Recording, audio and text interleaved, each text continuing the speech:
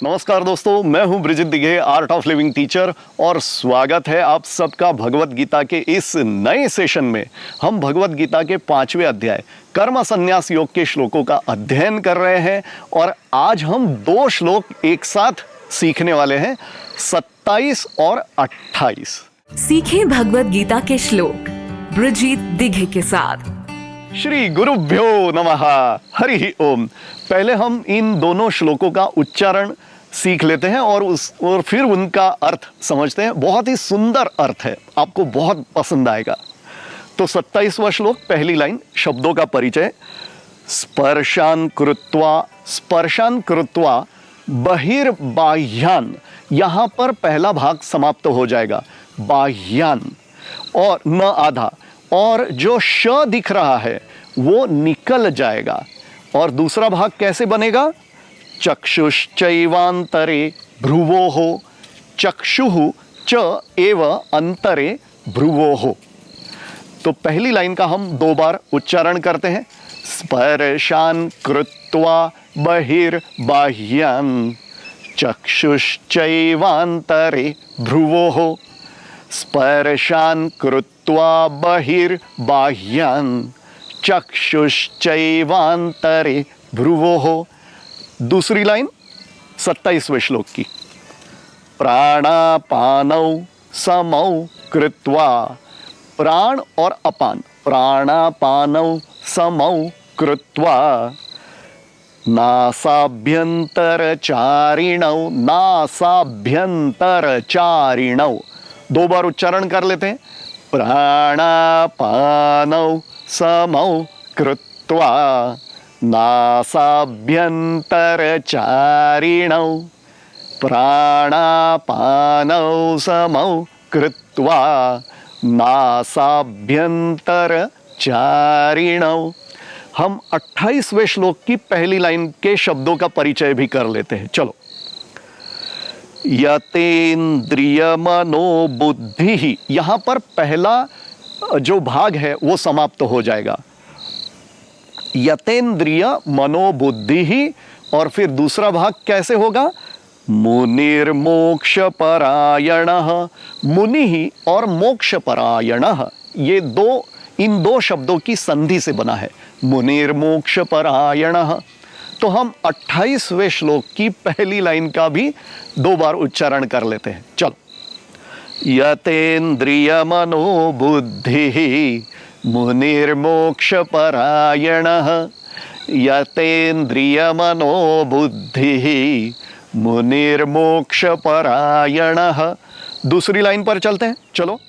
विगतेच्छा भय क्रोधो, विगतेच्छा भय क्रोधः भी कह सकते हैं। यह सदा मुक्त एव सः, यह सदा मुक्त एव सः। दूसरी लाइन का 2 बार उच्चारण कर लेते हैं। चलो।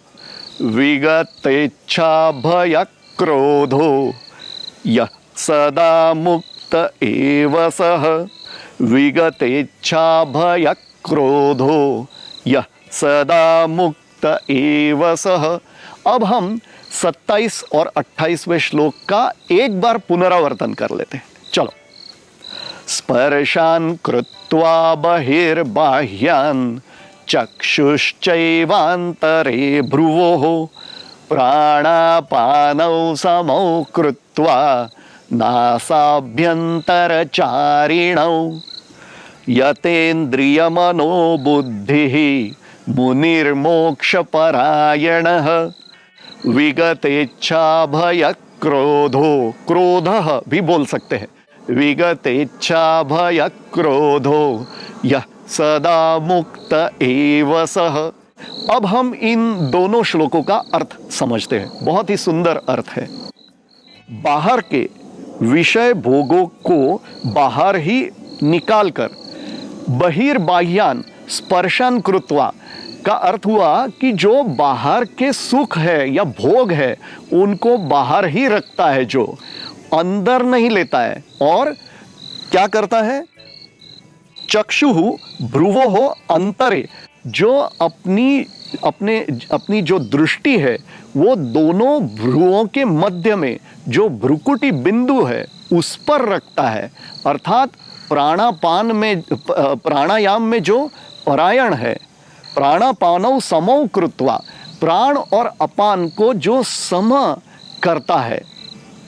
नासाभ्यंतरचारिणौ, जो नासिका में विचरण करने वाले प्राण और अपान को समान करता है। और यतेंद्रिय मनोबुद्धि, जिसने अपने मन सहित सभी इंद्रियों को अपने वश में कर लिया है, यह मोक्षपरायण मुनि, ऐसा जो मोक्षपरायण मुनि है, विगतेच्छा भय क्रोधः, जिसकी इच्छा भय क्रोध ये सब खत्म हो चुके हैं, जो इन सब के परे चला गया है, सदा मुक्त एव, वही सदा सर्वदा मुक्त है। तो हम इन दोनों श्लोकों का 2 बार पुनरावर्तन करते हैं। चलो। स्पर्शान् कृत्वा बहिर्बाह्यान् चक्षुश्चैवान्तरे भ्रुवोः प्राणापानौ समौ कृत्वा नासाभ्यंतरचारिणौ। फिर से एक बार। स्पर्शान् कृत्वा बहिर्बाह्यान् चक्षुश्चैवान्तरे भ्रुवोः प्राणापानौ समौ कृत्वा नासाभ्यंतरचारिणौ। यतेन्द्रियमनोबुद्धिः मुनिर्मोक्षपरायणः विगतेच्छा भयक्रोधो यः सदा मुक्त एव सः। दूसरी बार 28वां श्लोक। यतेन्द्रियमनोबुद्धिः मुनिर्मोक्षपरायणः विगतेच्छा भयक्रोधो यः सदा मुक्त एव सः।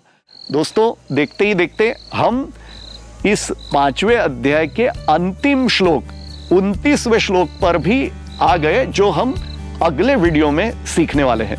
तो आज के इस भगवत गीता के सेशन का हम यहीं पर समापन करते हैं और मिलते हैं अगले वीडियो में। जय गुरुदेव।